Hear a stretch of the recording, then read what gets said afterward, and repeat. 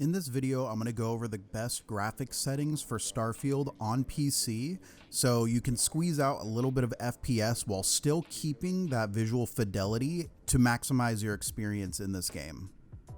DLSS has also already been introduced in this game thanks to modders of the community, and it's a pretty simple process to do, so I'm also going to show that at the end of this video. If you have a NVIDIA graphics card that supports DLSS 2 or above, then be sure to tune in for that. And before I get into the video, I kind of want to talk about the performance for a bit. I can already see the haters jumping on the bandwagon that this is a poorly optimized game, when really that is farther from the truth. I have a desktop PC and a gaming laptop that share the exact same graphics card, and even the CPU in my laptop is a newer generation than what's in my desktop. The problem is, since it's a laptop, that means it's very limited in its power, so it's not going to be able to perform as well as its desktop counterpart. And unfortunately, that's led to very unstable performance when I play on my laptop. Unfortunately, I'm in a position where it's far easier to play this on my laptop, so I'm trying to get my experience on there. But even with a 12700 and a 3070 on this laptop on high settings, I am barely getting 40 to 50 FPS. Even if I crank things down to low, I'm able to get above that 60 FPS threshold, but the visuals are pretty disappointing, and that's not what I want my experience to be in this game. Thankfully, I found an article online that seems to find a nice blend in the settings that offer the best performance while also keeping the visuals pretty nice to kind of give you that best experience possible. I'll put a link to the article in the description down below. It goes a little bit further into how all these settings affect performance in the game. But here are the settings that you're going to want to change. Dynamic resolution is going to be set to on. You're going to leave that as it is. However, the render resolution is probably set at, I believe it's 60 at default. You're going to want to crank that up to 75, so that starts you at a higher resolution for your textures. And in Bethesda games, shadow and lighting usually tax the system pretty hard.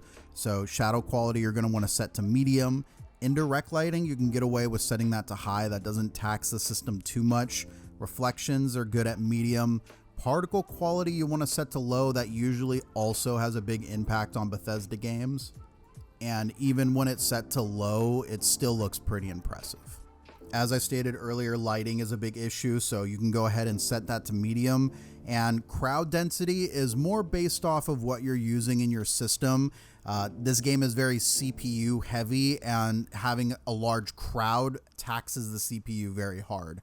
So if you have a really good CPU, you can maybe get away with setting it to medium. However, if you have to bump it down to low, it's not going to be as bad as Cyberpunk. There's still plenty of people walking around, and the performance is pretty nice.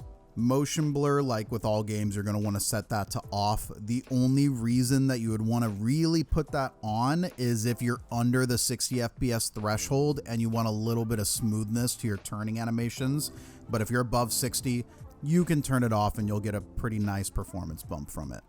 Grass quality, you can go ahead and bump that up all the way to high. I had also tested with all the different versions of this, and it seemed like it didn't offer too much a difference in terms of performance.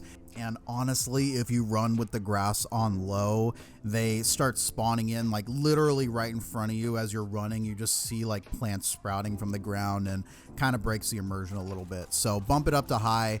You'll get some pretty nice visuals from it, and you'll be happier for that. Now, contact shadows, you're going to set that to medium.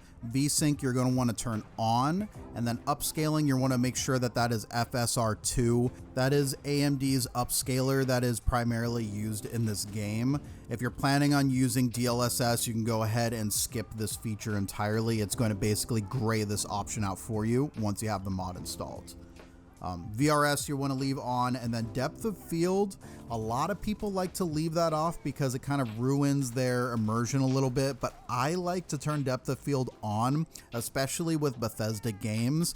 If you look off into the distance, it might show a mountain range that's a little bit muddy, that doesn't have all of its textures loaded, that doesn't look very good. But if you're running with depth of field, it adds a kind of a blur off in the distance, kind of like in real life. If you're looking way off, everything wouldn't be clear. So even if you're using a mid-range to low-end PC, it should make things look a little bit better on your end. And go ahead and give those options a try. That should give you a pretty nice bump in your FPS. It definitely brought me from the low 30s up until the lower to mid-range 50s, but didn't quite hit that 60F mark that I wanted. However, once I added the DLSS mod, that greatly improved things. So in order to download the DLSS mod and install it for your game, you're going to go to the 3 links that are in the description down below. The first 2 are going to be the plugin that allows you to load this mod, and then the other one, you need the DLSS files that the mods are going to point to add into the game. And I will state again, this is only going to work if you're using a graphics card that supports DLSS, so make sure you do your own research before you download this mod. Right, and then once you get those installed, you're going to first extract the Starfield Upscaler standalone folder into Starfield root folder in your system. On the screen, you're going to see the default root that should be for your system as well. Once you click on the Starfield folder, just paste these directly in there. You're then going to unpack the Upscale Base plugin folder that you downloaded, and you're going to put that directly into the mod folder that was just pasted into that directory. And then finally, you're going to unpack the DLSS files that you downloaded from NVIDIA's website, and you're going to put that as well into the mod folder that was copied over. And there you have it. It's just as simple as that. Once you load up Starfield and you go into the settings, you'll notice that there are a few of the settings that are grayed out. This is specifically so that DLSS can work. If not, just make sure that you turn off the FSR2, as it's going to conflict with this mod. In order to open up the custom DLSS window, you're going to press the End key on your keyboard, and it's going to open up a little window in your top left-hand corner. And then all you really need to do is just make sure that the enabled checkbox is checked. And under the presets tab, there are going to be a few different presets.